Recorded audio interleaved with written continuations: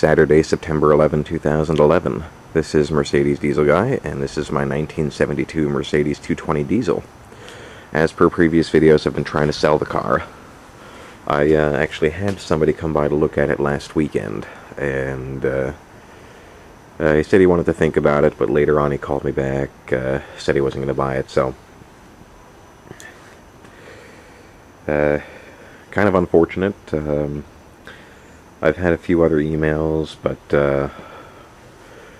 people that seem to be really interested in the car are the scrappers and recyclers who want to chop it up for parts. I think the car's a little too good for that, but there's not much I can do. I really do kind of have to get it out of here before the winter. With the Vanagon, now in storage with a dead engine, I can't have two projects around. I really do need a third car that qualifies as a driver, because my wife and I each have a long commute, and if one car breaks down, it's great to have a backup. I mean, we could always go rent something, but that's a real pain to have to deal with that in sort of a last-minute situation. So, ideally I would like to demote my wife's Subaru Impreza to the backup car, because it has really high miles, and then maybe get her something a little larger, maybe a Legacy with lower miles for a daily driver. So, anyhow, as I said, I've been trying to sell the Mercedes here with no luck, and I may just have to let it go to a scrapper. But, if that being the case, I want to pull just a few very minor parts off it before I let it go.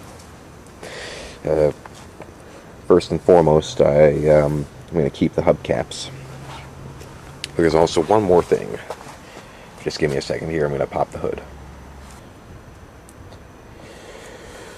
Okay, hood is open, and the one thing I want to pull out is this piece right here you see covered in foam. See if I can get a picture of the label here.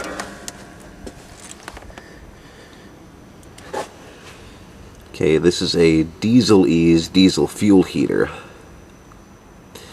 and basically what this does is it runs hot coolant through a coil, which kind of wraps around the fuel line here, and just uses the engine heat to heat up the diesel before it goes into the engine, so it runs smoother in the winter.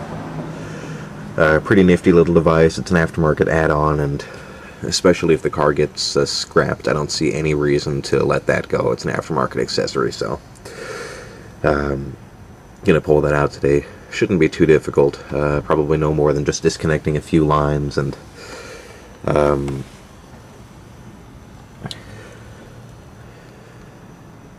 just not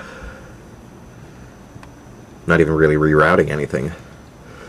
Just connecting the fuel line up the way it should be, and the coolant lines. So I'm going to get on that. There's not much of anything to show you. I'm just going to disconnect a few hose clamps and put everything back the way it was. So that's all for today. And just one more brief note on the car here. I mean, honestly, I would rather pass this on to somebody else as a project, and right now, if the van had given up on me early in the year and we were heading into summer at the moment, I would make an effort to finish the car, the Mercedes that is, maybe just get it to a state where it was inspected and running and on the road, but I just don't have time for that now, and I don't have the space or the money. So seems to be a pretty good runner. I really wish I didn't have to scrap it, but as I said, it might come to that. So I'm sorry to disappoint anybody who was looking forward to me finishing the car, but circumstances really just don't allow that.